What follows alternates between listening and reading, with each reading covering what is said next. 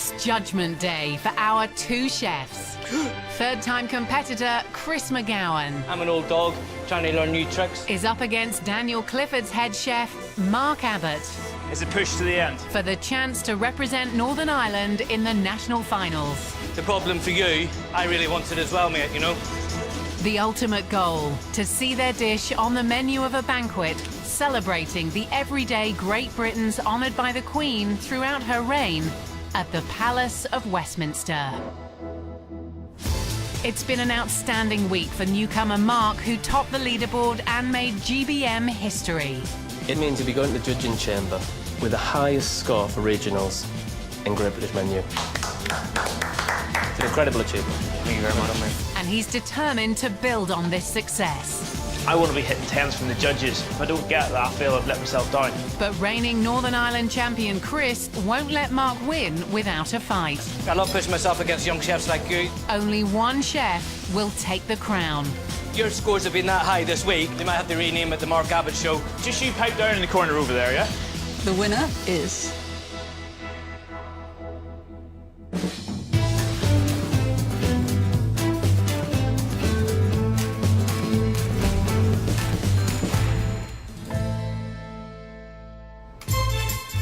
Mark Abbott has dominated the competition all week, with his complex dishes showcasing ultra-modern techniques.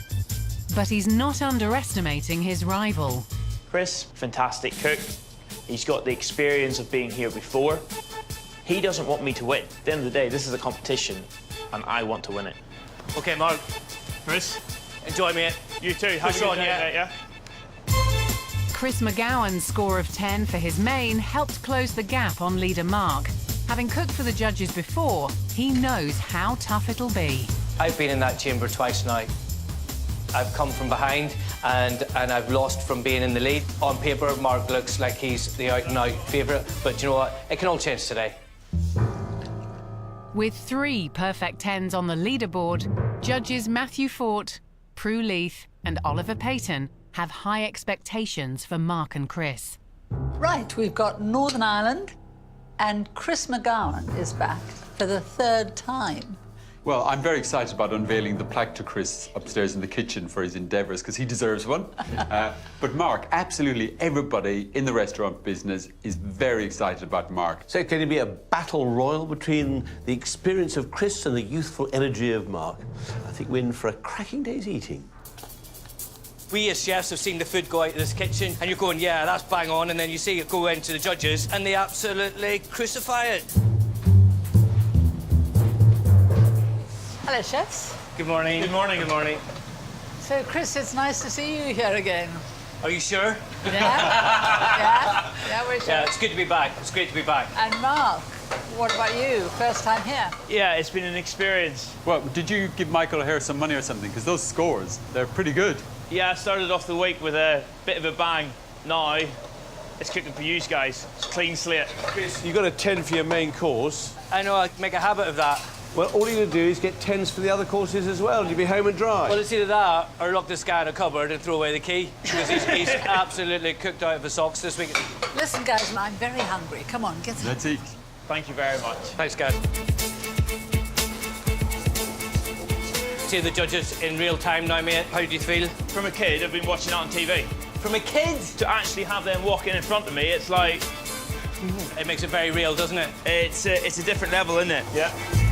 Chris is first to plate his starter, Hugh's Peace Box, a modern take on a ploughman's lunch, celebrating Irish ploughman Hugh Barry Barr MBE.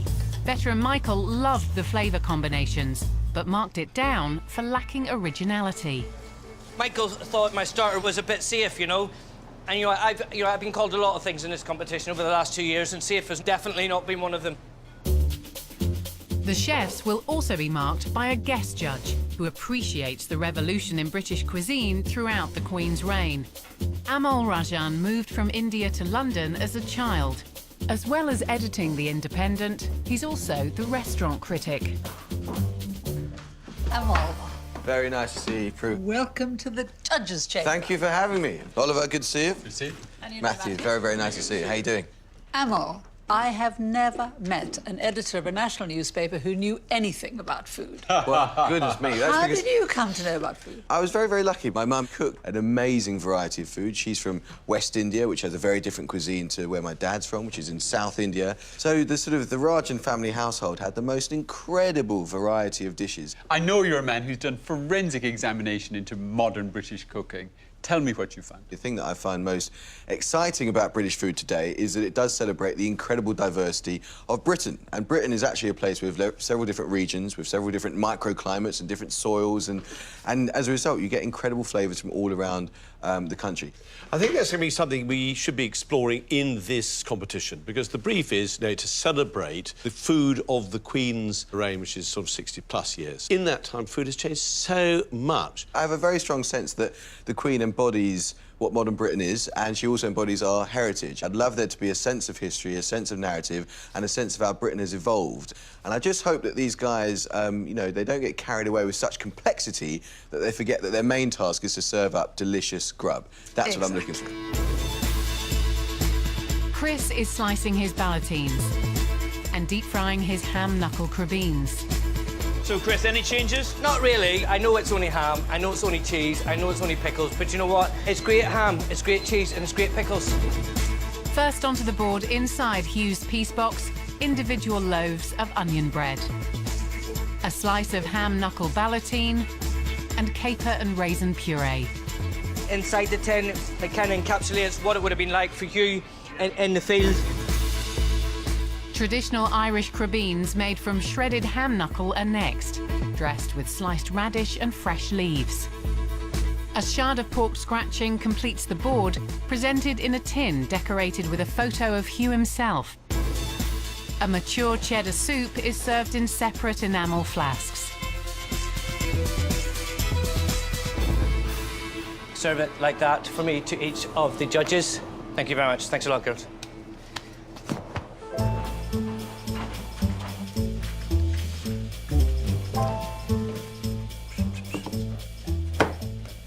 Cake tin. Hugh's Peace Box. Hugh Barry Barr is Northern Irish ploughman, awarded an MBE for his services to ploughing. A piece is slang term for sandwich in Northern Ireland, and this is my tribute to Hugh. You learn something new every day. Well, he's a handsome-looking fellow, isn't he? Certainly is. I hope they get the brief, you know what I mean? I hope, as long as I made Hugh proud, that's the main thing. It's a posh ploughman's, essentially, isn't it? It's a very tasty dish. I think the ballotine is absolutely wonderful. I think it's Yeah. got a really good hammy flavour. That cheese soup's delicious. It's one of those soups that you may think, oh, I'll just have another sip of that. And it does feel like you're tasting something that's very, very evocative. It transports you to a time and a place. This demonstrates beautifully a chef's skill, but I honestly don't think you can say it's innovative. I think this is like a fine piece of well-cut country tweed. That doesn't sound very contemporary to me. Shows how little you know about modern fashion, Prue. Mark is next to plate his complex starter. How do you feel about this? 4 new judges. Are you confident? When it comes to gastronomy, there's nothing in between them they do not know. So if I'm not nailing this, I might as well just go home. Ordinary to Extraordinary showcases the ordinary potato 6 different ways. Veteran Michael was wowed by Mark's inventive and technical cooking of such a basic staple ingredient, awarding it a perfect 10. Your scores have been that high this week. You might have to rename it the Mark Abbott Show. Right, you pipe down in the corner over there, yeah? This is all psychological. This is all mind games. First on Mark's plate is buttermilk mash, topped with puffed potato, flavoured with burnt onion powder and truffle. Next, purple heritage potato salad, served in a smoked bacon basket, and a creamy garlic potato in a crisp potato skin crumb. Champ croquette dressed with pickled onion puree is followed by puree-filled onion shells. The dish is garnished with nasturtium leaves. So, how's your pomme soufflés today then, Mark? Yeah, a lot better, mate. Feel all right. Pomme soufflé topped with bacon jelly and crispy bacon are served in a potato skin filled with puffed potato. Do you want me to put in the jug? Yes, please. Let's go. Just at third fill, please, Yeah, boss. wait. A baked potato infusion is served separately. Thank you. What do you think of that? I'm happy. Good.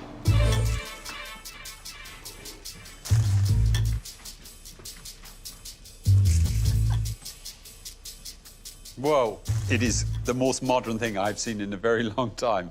I mean, it's like almost a compendium of modern cooking techniques. I feel like I'm going to a lecture on potato, though. He has got this amazing range of flavours in a very, very small space, and I think he's done exactly what he set out to do. I think it's fantastic. Do you know what I think holds this whole thing together? Is the potato juice. That is utterly, utterly delicious. These little pomme soufflé are fantastic canapes. There's nothing on this dish that I don't think is delicious. The onions kisses, because it's got a kind of a difference which just makes you appreciate the potato a bit more. This is extraordinary cooking. Those little ribbons of truffle over the top of the potato salad, he's thought very, very long and hard about how this should look, and I'd say he's impressed. It's onion, bacon and potato. What could be nicer? Chris is first to plate up his fish course. National Treasure scored 8 during the week. Veteran Michael enjoyed Chris's take on fish and chips, but marked it down for slightly soggy potatoes on top of the cod and a shortage of chips. So, Chris, your potatoes, are you changing them slightly? I'm going to put in a couple of extra chips, and I'm making the potato thinner on the actual fish. Pickled onion rings are first onto the plate, followed by pea and spinach puree. Next, a seared scallop, dressed oyster leaves and pea shoots. Last, a fillet of cod coated in scallop mousse and a thin layer of sliced potatoes, and triple cooked chips. So we almost there then, Matt? Yeah, another little chip on the plate, I think. Onto boats, named after the judges and loaded with mini bags of malt vinegar powder, goes crispy cod skin and Chris's tartar sauce. Extra chips finish the dish. Am I all right to send the fleet, chef? Chips ahoy. Whoa. Wow. Just what I want for my bath. Well, I feel like my ship's come in. The Oliver's in port. I mean, how can you not like a dish which has your name on a boat? Can I just say that tartar sauce is absolutely one of the finest things I've ever eaten. Almost a sort of foamy emulsion type texture, and very, very nicely chopped gherkins. And that fish is perfectly cooked. No.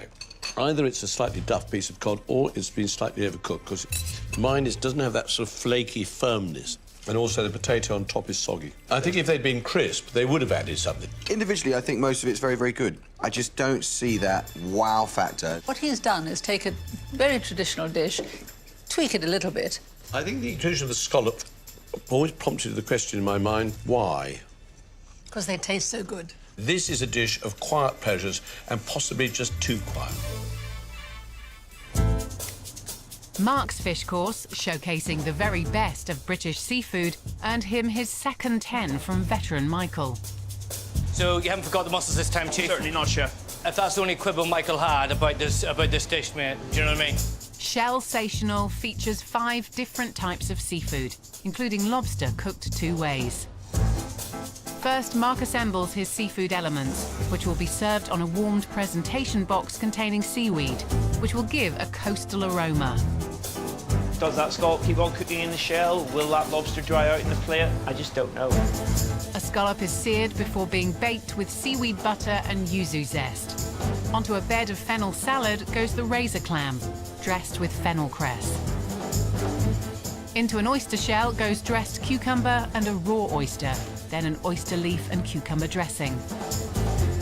A tempura mussel is topped with lemon gel droplets. Onto a separate plate go lobster claw and cucumber rolls wrapped in pickled apple and garnished with a frisee salad. Smoked lobster tail and smoked lobster butter sauce complete the dish. It's quite heavy. You happy with that? I'm happy.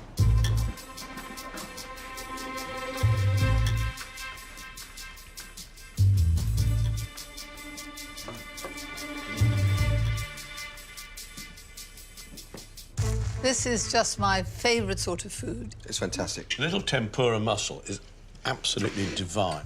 The lobster roll and the lobster is absolutely delicious. That is lovely. The scallop with yuzu butter is really, really amazing. I think this is basically the best scallop I've ever had. I think it's like a collection of short stories, each of which is absolute perfect jewel in itself. This is a sign of a chef who is going to dominate the British cooking scene for a long time. And it feels very modern, doesn't it? It's a very 21st century way of celebrating Britain's coastal ingredients. Especially this sort of idea of sharing and perfect little mouthfuls of Yes. divine things. Oh. As it says on the box, sensational. As the chefs work on their main courses, the judges contemplate their scores. I have been blown away by the quality of the cooking that we've had today. I mean, Mark, I can't believe the food we've had from that young fella. I think it's been extraordinary all morning. We shouldn't underestimate Chris, though, because he's such a solid chef. I think there's more that could go wrong with Mark's cooking than could go wrong with Chris's cooking. I still think it's all to play for. Mark is first to plate up Grazed for Glory. His main course showcases the best of Wagyu beef. Veteran Michael scored the dish 9, deducting a mark for no clear link to the brief. Any changes on this one? No, none at all, mate, no. Mark assembles his feuille de brique, filled with Wagyu rump tartare and Wagyu tongue, presented on a bed of onion cress. So Michael said he loved the tongue. Yeah. He just would have loved more of it. I'm not saying I'm not listening to him, but, Yeah. you know, I'm happy with it. Yeah, and I'm going to stick with it. First onto the plate, white mushroom puree, then braised Wagyu tail, and a salad of charred and pickled sweet corn. Next, king oyster mushrooms stuffed with braised Wagyu tail, and a disc of seared bone marrow. Charred baby corn and dressed watercress leaves, then slices of Wagyu rump. You happy with the cooking on that rump, chef? Yes, chef. Bone marrow foam is next, then Wagyu jus, and a dusting of sweet corn powder. A deep-fried Wagyu tendon completes the dish. Thank you. That was intense.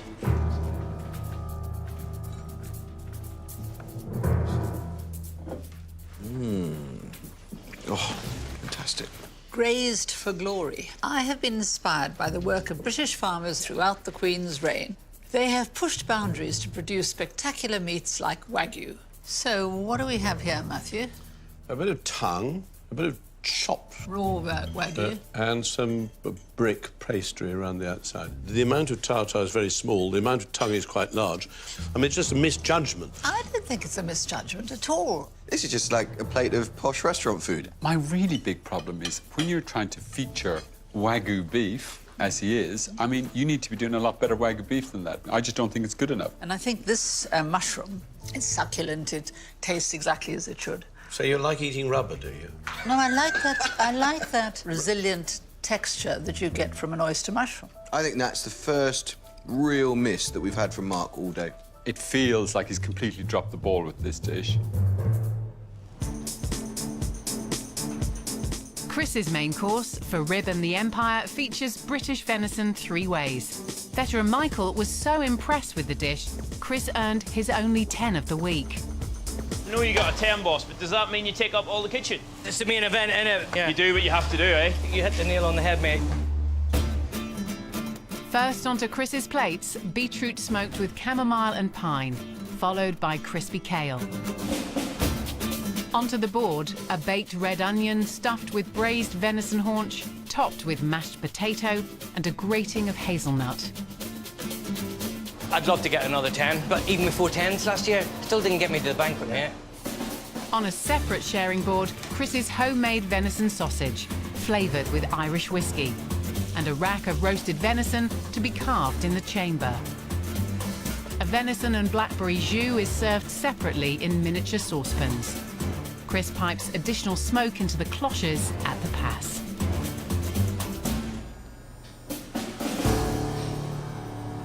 Thank you very much.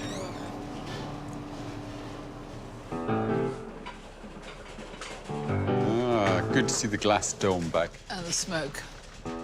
Da, da, da, da.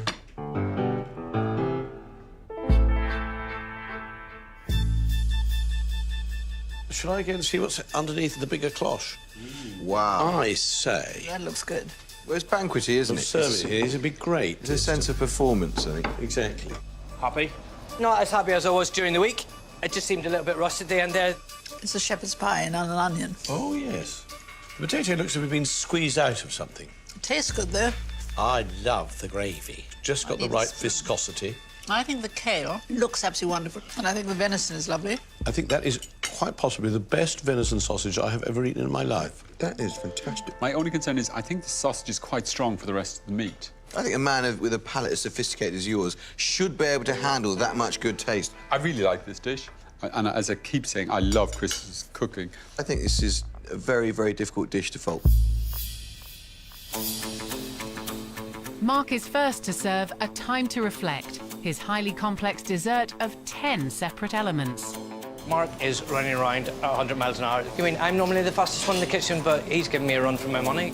Despite impressing veteran Michael with technical skill, Mark lost points for serving the dessert on a mirror. He was given an 8, his lowest score of the week. Pressure's on. Pressure is definitely on. Mark's ignored Michael's criticism and is still serving his dessert on a mirror. First, he pipes on dark chocolate and blackberry marquise, before pyramids of English sparkling wine and honey jelly and compressed strawberries. Followed by cubes of partially dehydrated sponge soaked in blackberry pickling liquor. Is it pushed to the end? Yeah, push to the end, mate.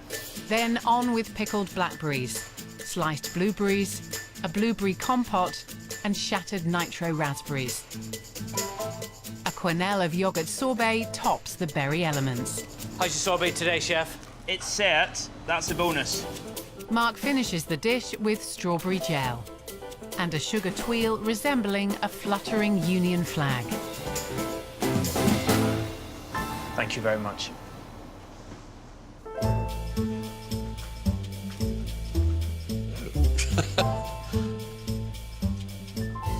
Oh, my goodness. Oh, that's exquisite. Oh, wow. Yeah. It's all so patriotic. Now, that is the kind of dessert you would hope for at a banquet. That's a beautiful piece of pulled sugar. That's a very technical piece of stuff, isn't it? Mmm. That jelly Very grown-up jelly. is a bit of poetry.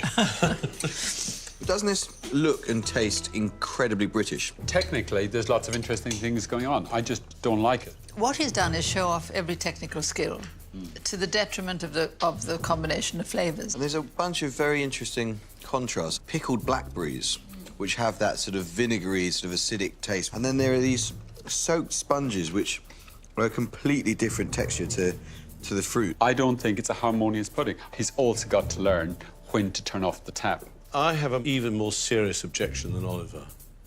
It's just not large enough. I think we could do with a bit more of that. Chris's multi-sensory dessert, A Sense of Occasion, scored 7. Veteran Michael marked it down for imperfect chocolate work and not enough lemon curd or additional textures. I love pushing myself against young chefs like you that are up and coming. I'm an old dog trying to learn new tricks. Do you know what I mean? First into Chris's bowls, droplets of lemon curd, followed by a spoonful of granola. Fresh raspberries are next, along with more lemon curd and a garnish of micro-lemon verbena. Chris fills the bottom half of his white chocolate spheres with even more lemon curd and raspberries. Then he adds them to the serving bowl. Chef, can you get me my ice cream, please? I'd really appreciate that. Thank you. Thanks a lot. To help out, Mark adds the lavender ice cream before Chris encloses in the other half of the sphere. The desserts will be presented in a gift box filled with fresh flowers and on a bed of dry ice and moss. The dry ice is activated at the pass with a hot mint, lemon verbena and lavender infusion. Thank you very much. All done, mate. Listen, It's been a pleasure, whatever the result is. the class of 2016, yeah? Northern Ireland. Yeah. I think we've done all right.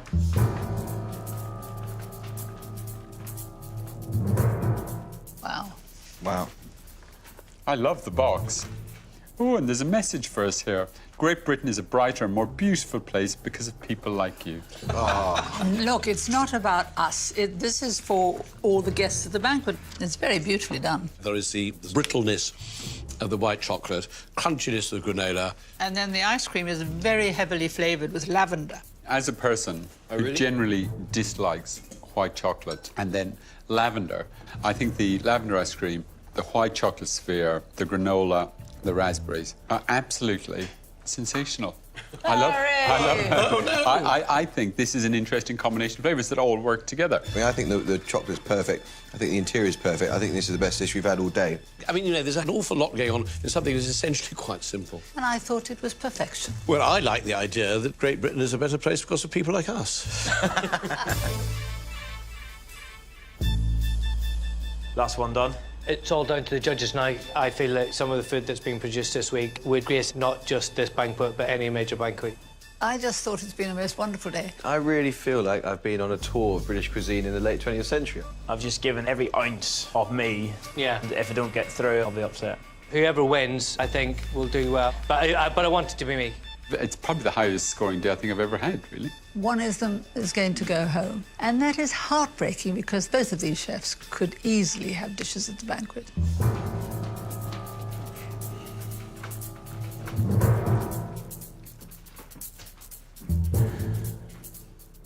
Welcome, chefs. You have given us a day of truly exceptional cooking. Chris, it has been an absolute privilege to eat your food again. Have you enjoyed cooking it? I have. I throw my heart and soul into it. And Mark, your first time, you've made a tremendous impression this week. I came here with that attitude of, I have to do my best, push myself to as far as I possibly can. The results are incredibly close. And the winner is...